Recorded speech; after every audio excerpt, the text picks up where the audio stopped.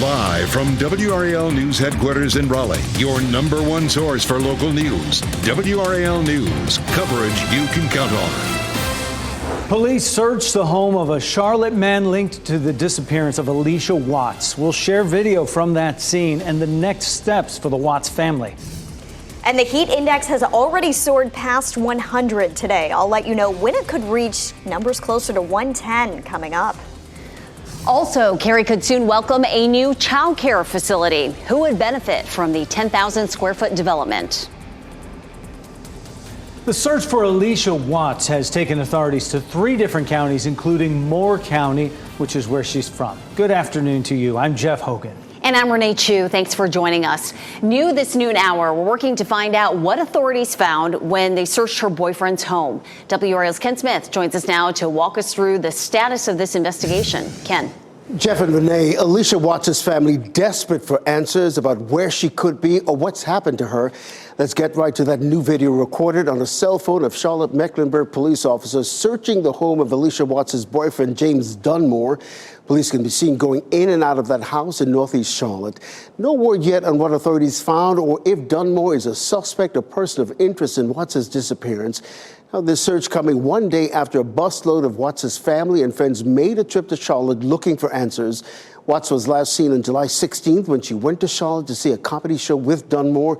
She hasn't been seen since. Police say officers found Dunmore unresponsive in Watts' vehicle in Anson County 2 days later.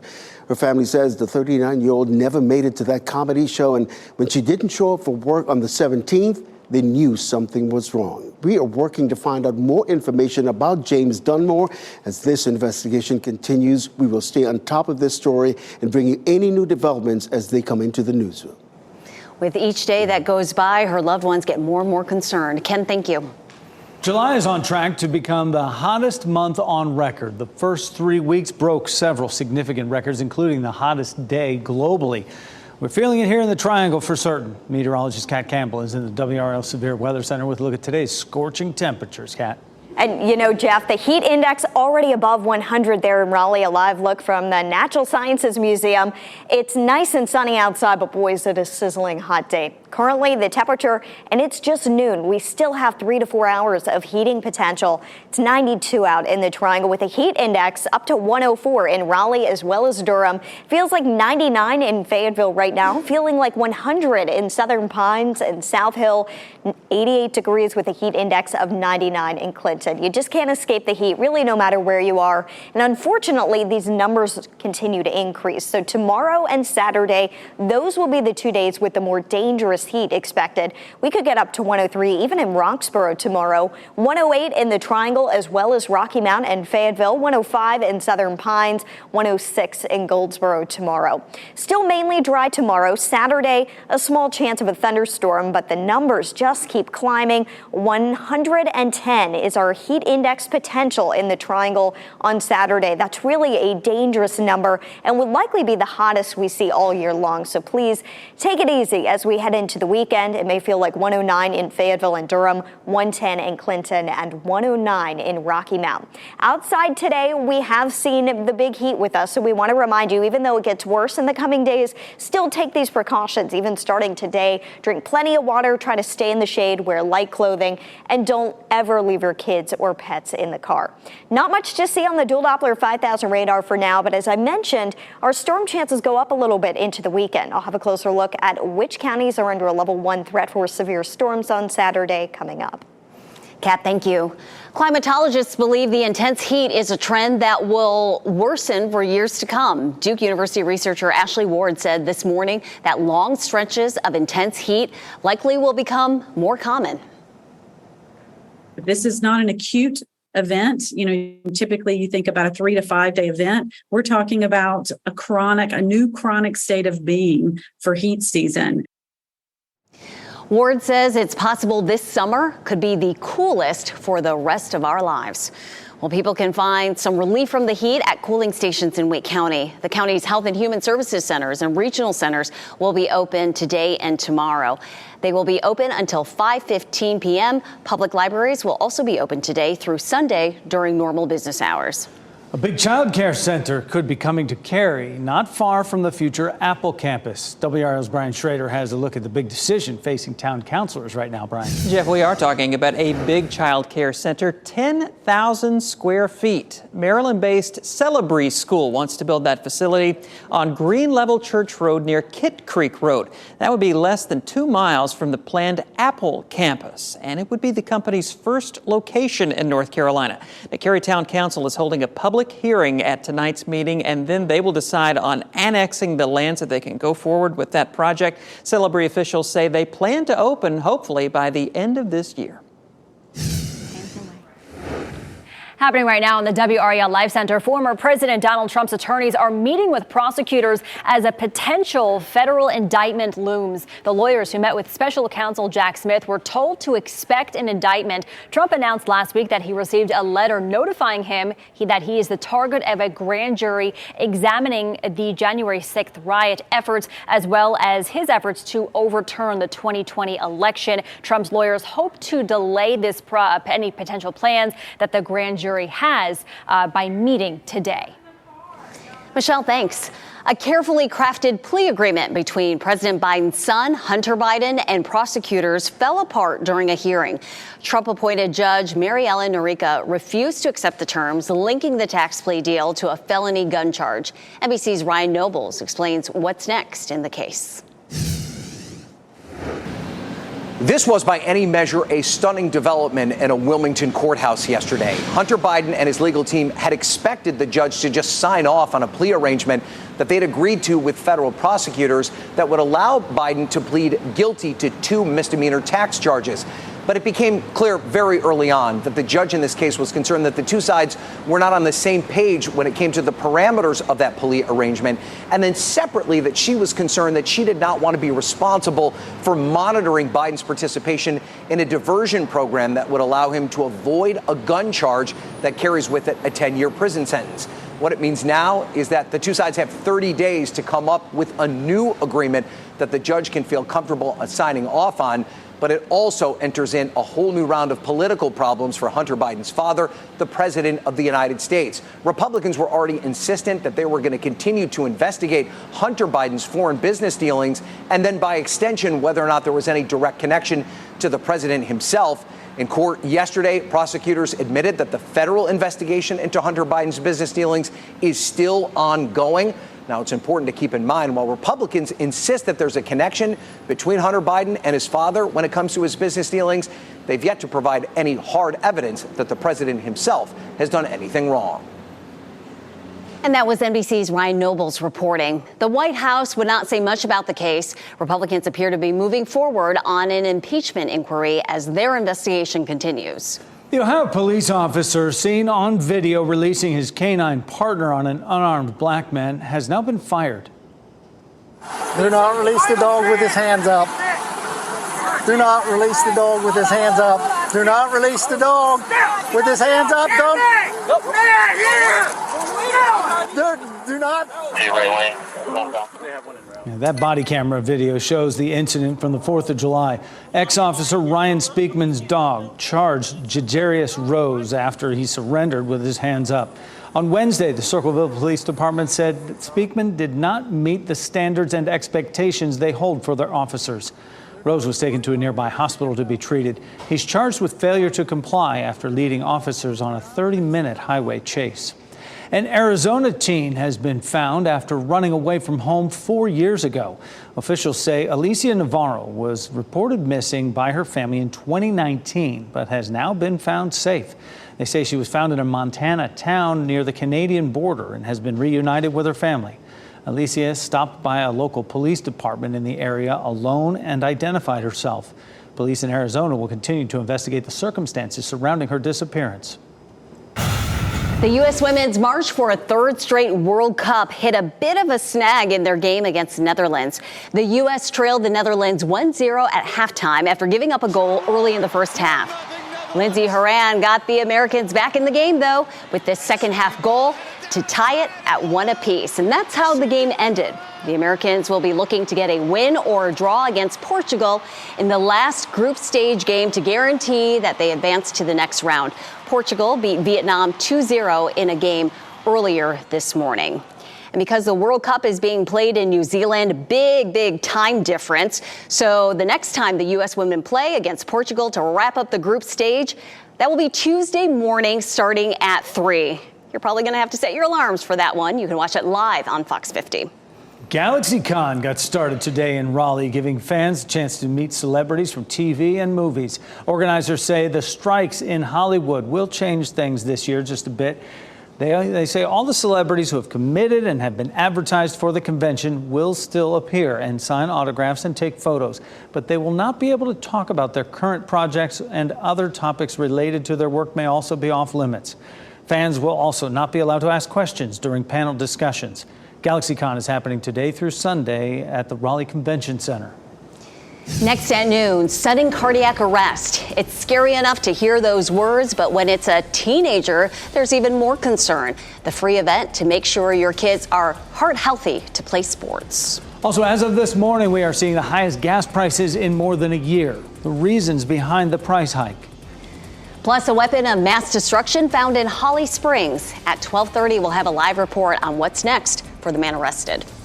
Download the new WRAL streaming apps on Roku, Fire TV, Apple TV, and Android TV.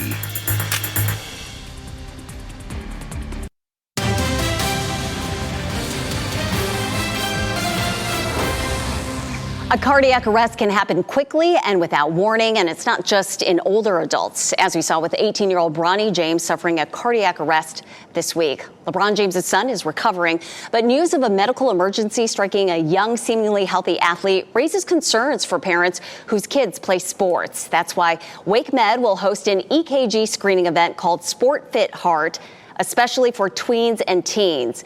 Joining us now on the program is Dr. Jason Ho. He's a Wake Med pediatric cardiologist. Dr. Ho, great to have you with us. This is so timely, especially as parents are getting ready to have their kids go back to school and sports is starting back up. Let's start with this startling statistic that a young competitive athlete dies suddenly every 3 days in the U.S. Now, for parents who are watching, if your kid wants to play a sport, they're already playing a sport, what's something that they can do to avoid becoming that statistic?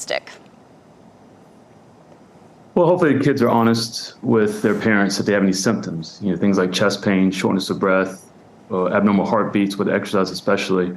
Sometimes these warning signs can occur at rest as well. I think it's also important to kind of be aware of family history, because a lot of these conditions will actually run in families. And a lot of times people don't know they have it until something happens. And you assume that tweens and teens, they have healthy hearts, but there are ways to check their heart condition. They should request an EKG? That's right. There are multiple tests that you can do to do a full evaluation. Echocardiogram, which is ultrasound of the heart, stress tests, EKGs, physical exam. And so the EKG is a very easy, quick, and relatively inexpensive test that can catch a lot of abnormalities, especially the kind of more prominent causes of sudden cardiac death in athletes, such as hypertrophic cardiomyopathy, which is the number one cause by far, Wolff-Parkinson-White, things like that, that can be found on EKG. Now, unfortunately, EKG can't catch everything, so that's where you really have to have a high index of suspicion with patients. If there's a family history of sudden death, if they have chest pain with exercise and other symptoms like that, then you kind of become more involved with the workup. But it is a pretty good way to detect if there is something irregular with the heart, and you're doing those screenings at an event that's coming up. Tell us about the Wake Med Sport Fit Heart event. Yes, ma'am. So we have been doing this since 2017. Wake Med has always wanted to have a big role in giving back to the community. And so there are three of us here at pediatric cardiologists at Wake Med who felt like this was a great opportunity to give back to the community and do screenings. So we did it before the pandemic, of course, and this will be our second go-around since then. We were in Raleigh earlier this year, and we're planning to rotate between Raleigh, Apex, and Clayton and do this on a regular basis.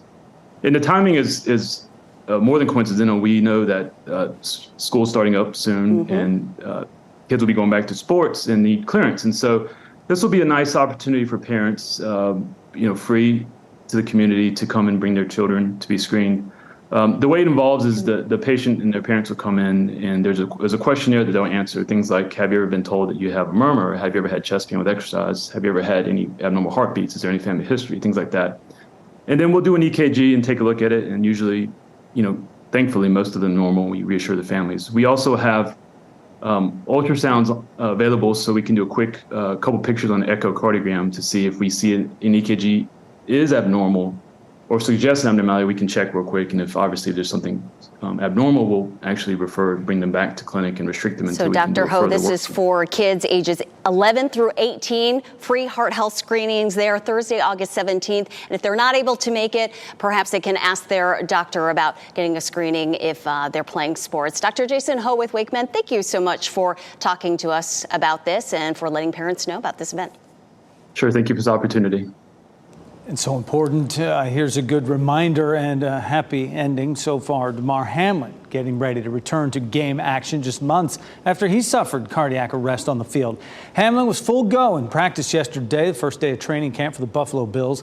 The team's head coach says Hamlin has their full support, but they are taking things one step at a time as he returns. It's been almost 2 weeks now since a Maryland woman nearly drowned in a pool. This week, she had a chance to thank one of the Good Samaritans who saved her life. Tamara Williams fought back tears with big smiles during her virtual meeting with one of the men who helped save her life. Williams and her friend were spotted struggling for breath in the deep end of a pool in Washington, D.C. Dr. Jermaine Hunter was with a group of witnesses who didn't miss a beat. Once the women were pulled out from the pool, Hunter, who is a trained CPR instructor, as well as the others, they got to work.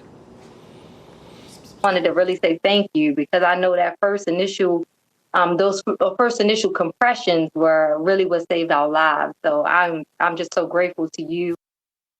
Being on the scene, wow. Williams says that after this experience, she plans to get trained in CPR. Maybe she can return the favor to somebody one day.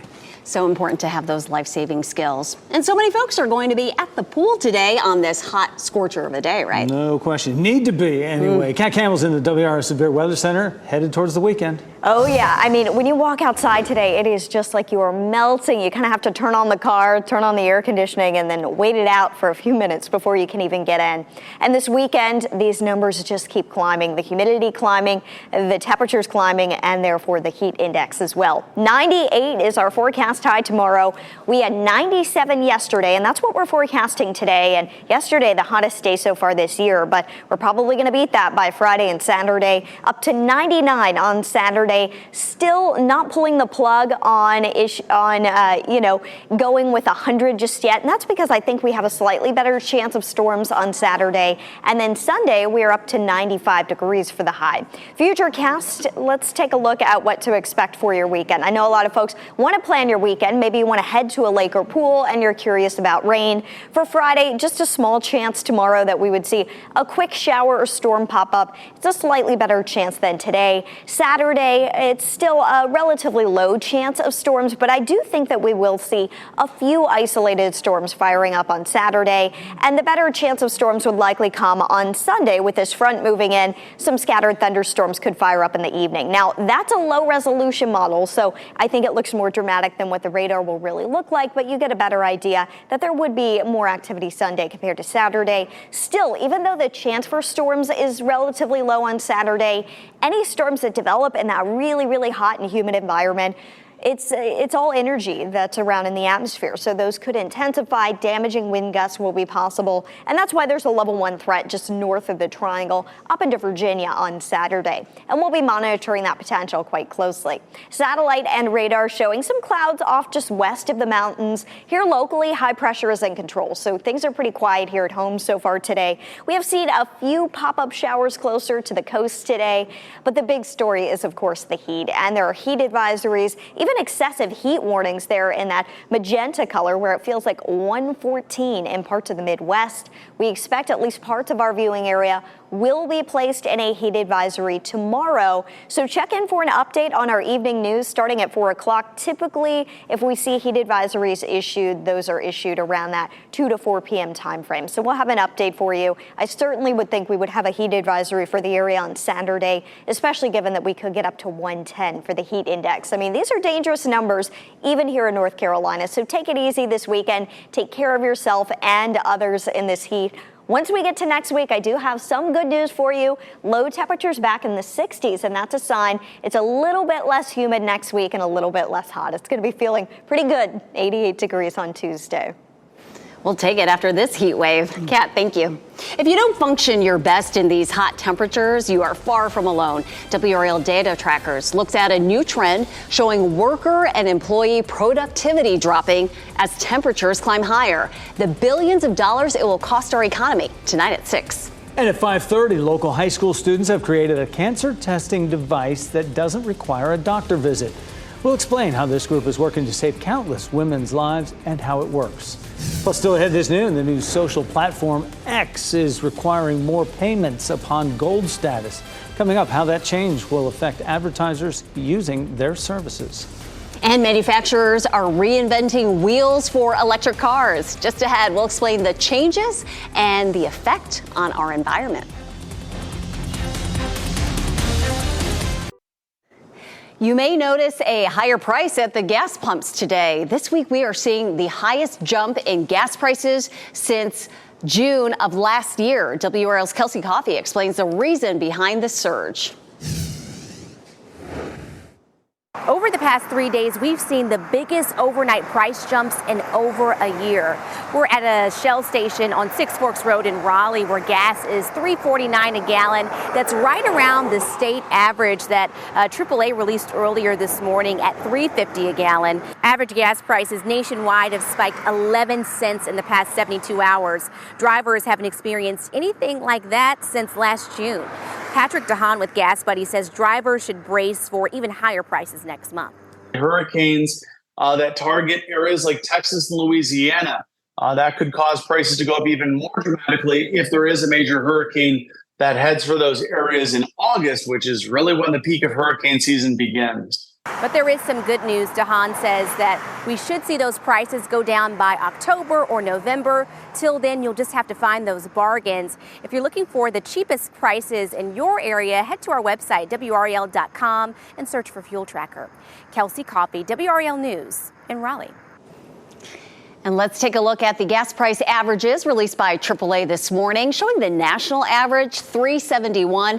In North Carolina, we are below that, $3.50 a gallon. In Raleigh, it's $3.51. That is up 16 cents in the last week.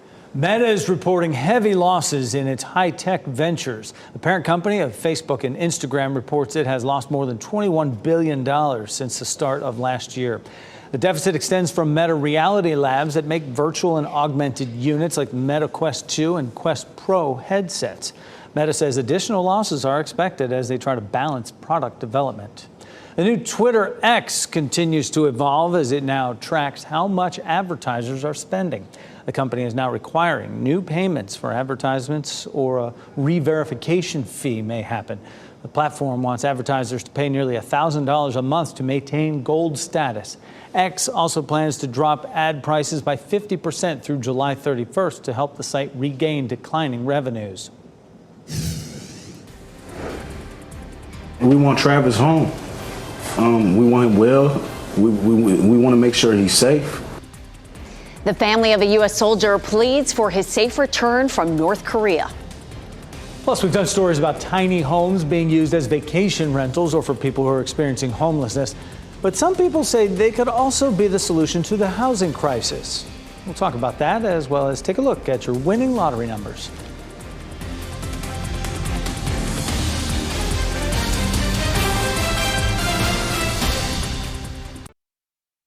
Shot in 4K ultra high definition. Your number one source for local news. WRAL News. Coverage you can count on. A man charged with possession of a weapon of mass destruction is expected to appear in court in about an hour. This all stems from an incident at the Sheets on Avon Ferry Road in Holly Springs last night. WRAL's Brett Neese is live at the Wake County Justice Center. Brett, what does this charge mean? Well, Jeff, Norman Bray will face multiple drug charges and that weapons of mass destruction charge. That charge because police say that he had an improvised explosive device in his car. Take a look. This is the 50-year-old's mugshot here, and this all happened at the Sheets in Holly Springs yesterday, just after 5 p.m. Police arrested Bray, blocked off the parking lot of that Sheets, and evacuated the store until the materials and devices could be properly disposed of. I spoke with a lawyer about that weapons of mass destruction charge. He says it's actually a broad term, and something like a sawed-off shotgun is considered a weapon of mass destruction. In this case, police believe Bray had some sort of homemade explosive device. Now the focus of the investigation will turn to why he had that in his car and what his plan was. Bray will make his first appearance at 1:30 this afternoon. We'll be there in court, and we'll let you know what happens on our later newscasts. Jeff? All right, very interesting details there, Brett. Thanks for reporting live in Holly Springs. 3 Camp Lejeune Marines were found dead inside a vehicle. They died of carbon monoxide poisoning. 19-year-old Lance Corporal Tanner Kaltenberg, 23-year-old Lance Corporal Mirak Stockery, and 23-year-old Lance Corporal Ivan Garcia were found dead in a car outside a Speedway gas station in Hampstead early Sunday morning. One of their mothers called 911 to report her son missing after she said he never arrived on his flight to Oklahoma the night before. The family of a U.S. soldier who reportedly dashed across the border into North Korea more than a week ago is expressing their anguish. Travis King's loved one spoke exclusively with NBC News, calling his action uncharacteristic. Everybody think that it was a suicide attempt. He had no reason to commit suicide. Exactly. He had a whole family to come home to. I just feel like the story is way deeper than what I can imagine. I just feel like deep down in my heart, my brother was afraid of something. Because why would he run? You know, what was his point if he was coming home? U.S. officials say there have been no new communications between the United Nations and North Korea since last week. Some people in Wake County are concerned they won't be able to pay their property taxes on the homes after last month's increase. Currently, Wake County has 3 different programs to help with property taxes. They include senior and disabled, tax deferment, and disabled veterans programs. Thousands of people received help last year. For those who don't qualify, Wake County has found a way to offer assistance with other homeowner expenses. We've put in a number of programs that help people with their utility bills. They can help first-time home buyers by providing low-interest loans. They can help seniors in particular, but really anybody, make improvements or repairs that are necessary repairs to their homes. If you're interested in applying for assistance, you can do that through the Wake County government website. More than 70% of Americans cannot afford the median price of a new single-family home. Some people say tiny homes are the solution to the housing crisis. Mills Hayes spoke with one woman who chose to downsize in her twilight years. Minnesotan Patty Beldy retired and left her St. Paul home of 40-plus years behind for the country in Cambridge, Minnesota. Oh, and here's my chickens. My sons and daughter kept on saying, you know, why don't you look into those tiny homes and you can put it on one of our properties. And that's exactly what she did. At around 500 square feet, her home is about 1/4 the size of the average American home, and it sits just feet away from her new job, taking care of her 2 grandkids. They're affordable, and you can still live. All of your money isn't being taken away. Nicole Deemer opened Yard Homes Minnesota in 2020, hoping to provide a solution for affordable housing. I felt like we were lacking tiny homes. There's a lot of them on the East Coast, a lot of them on the West Coast, but not here in the Midwest. We've got family members that are moving from out of state to the cities to live in their children's backyards. You might have seen Zach Griffin on the popular television show Tiny House Nation on A&E and Netflix. It's filling the gaps in our housing ladder where we really just don't have any smaller, kind of more affordable housing that's available. And it's especially a big problem for older Americans that are looking for ways to downsize for retirement. But many local governments have to change building or zoning codes to allow tiny homes. That process can take years. The whole industry is set to explode as soon as the legislation kind of catches up. That was Mills Hayes reporting. In case you were wondering, tiny homes are allowed in Wake County. They are limited to 800 square feet and 2 stories in height. We now know who is officially the quarterback of the Carolina Panthers as their season gets started. Coach Frank Reich wasted no time naming rookie Bryce Young the team's starting quarterback, QB1 for Game 1. Reich made the announcement yesterday as the Panthers met for the first day of training camp. The regular season gets started September 10th in Atlanta. Still to come, a FedEx driver goes above and beyond the heroic action he took when he saw a burning vehicle on the side of a road. Flat tires could soon be a thing of the past. The technology to produce tires that never deflate.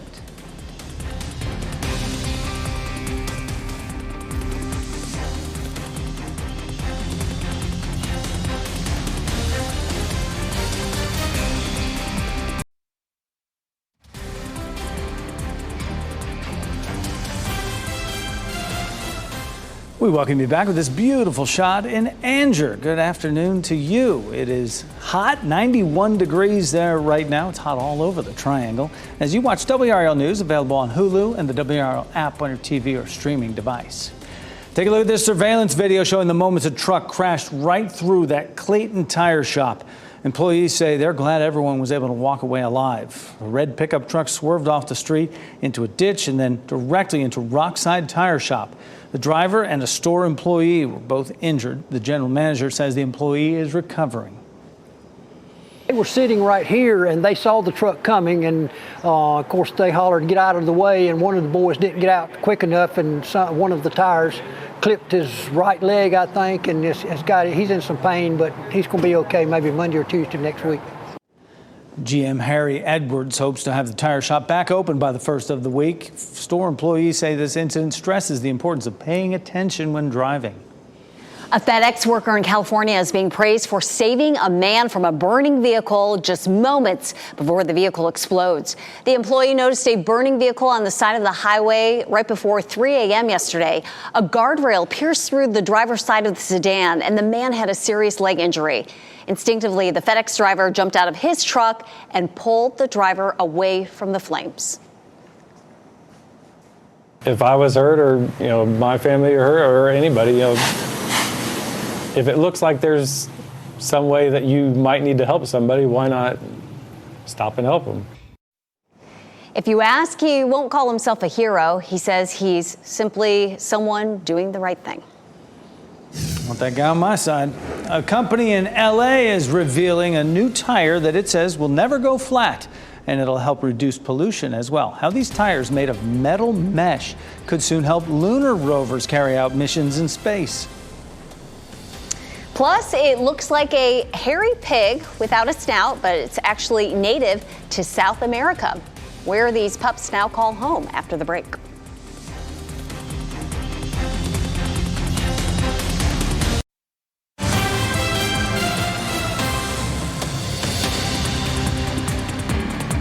Happening right now in the WRAL Live Center, we're following some breaking news out of Houston, Texas, after an explosion at a recycling facility. This is a live picture of that facility. You can see all the firefighters there on scene. A lot of smoke right now. This happened in Houston, Texas. Houston police say the yard caught fire after some type of explosion. This is all happening right now. We're not sure of any injuries or deaths, but this is a recycling yard in Houston, Texas. This huge mess after an explosion happened there. We'll stay on top of this and bring you any details from the Live Center. Those of you with electric vehicles will soon have more options to power up. 7 major automakers are teaming up to double the number of fast electric chargers across the U.S. It's a move to drive more people to buy EVs. BMW, General Motors, Honda, Hyundai, Kia, Mercedes-Benz, and more will invest at least $1 billion in this joint venture. The first chargers will go up in 2024. The project is expected to conclude over the course of 10 years. The semiconductor industry could face a critical shortage in the near future. A recent study reveals that the industry will be short 37,000 workers by 2030. The U.S. will need 460,000 workers by that deadline, and graduates aren't being produced fast enough. Shortages include computer scientists, engineers, and technicians.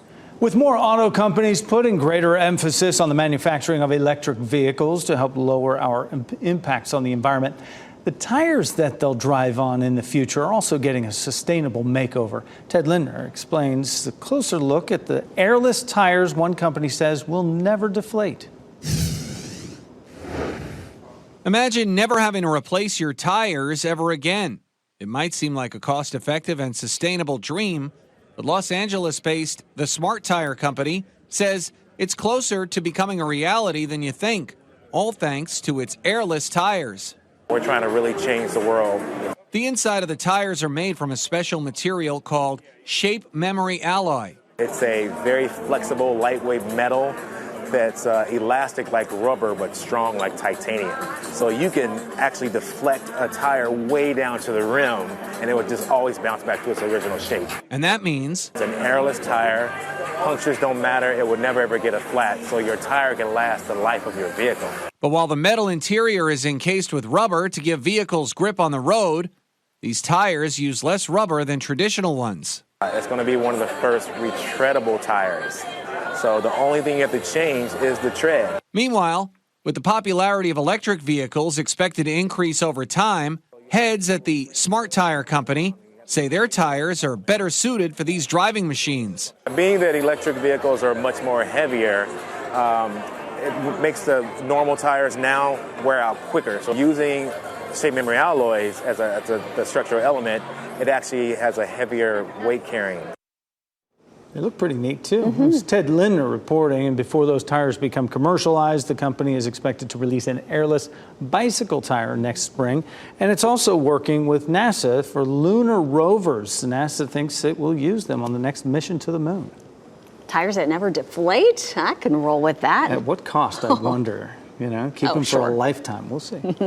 We keep rolling through this heat wave. Meteorologist Kat Campbell in the WRAL Severe Weather Center with how hot it's going to feel.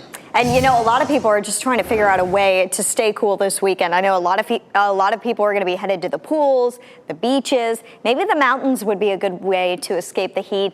Depends on where you go, though.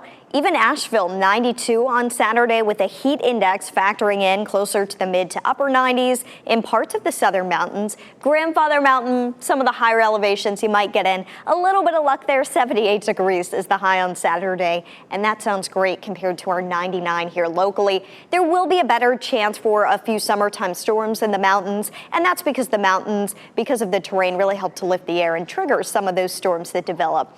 And by Sunday, about a 50-50 shot at some storms in the mountains, but still, you know, it's 89 even in Asheville on Sunday, 74 in Grandfather Mountain. Carolina Beach looking good today. You can see a lot of people beating the heat already, getting in the water out there. It's a nice day so far. And if you are headed to the coast tomorrow, we'll see highs around 88 at Ocean Isle, 88 for Topsail, 89 in Wrightsville Beach, 91 on Emerald Isle, as well as Ocracoke, and 95 in New Bern tomorrow. Saturday, most spots in the upper 80s to lower 90s for the beaches. Myrtle Beach right around 90 degrees for the high on Saturday.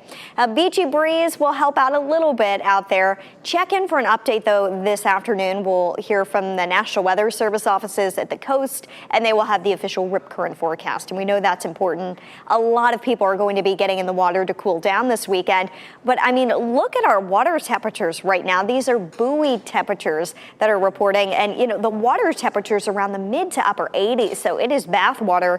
Even getting in the ocean may not help to cool you off too much as we head into the weekend, but at least it'll help a bit.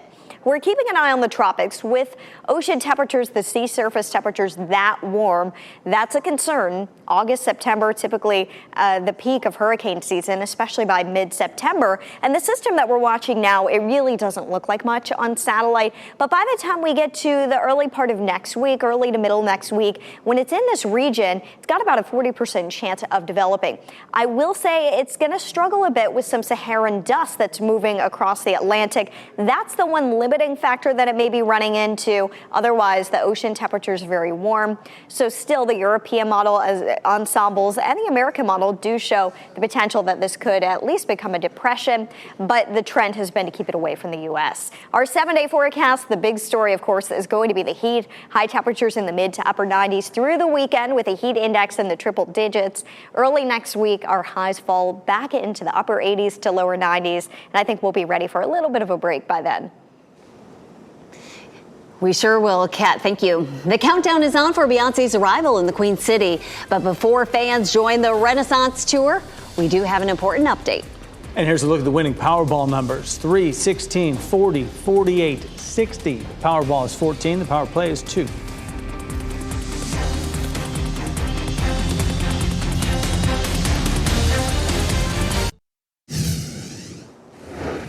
As we wrap things up, here's a look at a few of the headlines we're following today. The search for Alicia Watts has now taken authorities to 3 different counties. New video shows police in the Charlotte area searching the home of her boyfriend, James Dunmore. Authorities have not said if they found anything in the home or if Dunmore is a suspect or person of interest in her disappearance. A big child care center could be coming to Cary, not far from the future Apple campus. Maryland-based Celebreeze School wants to build the facility on Green Level Church Road near Kit Creek Road, less than 2 miles from the planned Apple campus. Cary Town Council will hold a public hearing at a meeting tonight and then decide on annexing that land. A man charged with possession of weapons of mass destruction is expected to appear in court in less than an hour. Police arrested Norman Bray after an incident outside a Sheetz in Holly Springs. Officers say he had a bomb in his car. Bray appears in court at 1:30. We'll be there and let you know what comes of that first appearance later on our evening newscasts. Queen City welcomes the Queen Bee August 9th, but there's an important change you'll want to know about before you attend the Renaissance Tour. Ticket holders may have recently received an email from Ticketmaster for the Charlotte concert at Bank of America Stadium. Beyonce was originally scheduled to hit the stage at 7 p.m., but it's been changed to 8 p.m. That time change gives the Beehive a little extra time to get information. A ring that rapper Tupac Shakur wore at his last public appearance sold at auction for a record $1 million. That is more than triple the estimate. The legendary rapper wore the gold, ruby, and diamond crown ring at the MTV Music Awards on September 4th of 1996. The 25-year-old was fatally shot a few days later. The band of the ring is inscribed Pac Daddy, 1996. Celebrate his recent engagement to Kenyatta Jones, the daughter of Quincy Jones. Boeing is investing $1 million in scholarships to increase diversity in pilot training. The scholarship money is going to 5 organizations that help develop future pilots from underrepresented groups. More than 95% of the professional pilots in the U.S. are white. Boeing says more than 600,000 new pilots will be needed around the world over the next 2 decades. Since 2019, Boeing has invested more than $8 million in training programs targeting diverse backgrounds. Sometimes you just need a little cuteness in your life. The San Diego Zoo has welcomed 4 new capybara pups. They are the world's largest rodent, and they're related to guinea pigs, hamsters, and mice. Capybaras are found in Central and South America. We sure hope the sun will come out tomorrow, or maybe even today, for our pet of the day, Annie, from the SPCA of Wake County.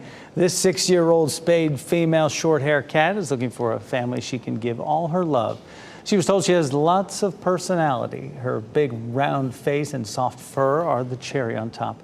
Find more information about Annie at spcawake.org. Those bright eyes. She's very telegenic. The U.S. women's national team is proving to be an international leader in women's sports. Today on our news at 4, find out how other nations look to the team as an example in battles for pay equity and mental health. Watching some of the women's soccer over there. They're playing in New Zealand and Australia. It's, nearing winter over there. Seeing people in coats and things like that. How refreshing that sounds, right? Oh, if we could have some of that cold air over here, right? Not quite yet. NBC News Daily is up next on WRAL, your next local news update in 30 minutes. You can get breaking news updates anytime with our WRAL News app. Think cool thoughts as you look live at Carolina Beach. We hope you have a great day. Keep watching WRAL News over the air Channel 34 and Spectrum Channel 1257.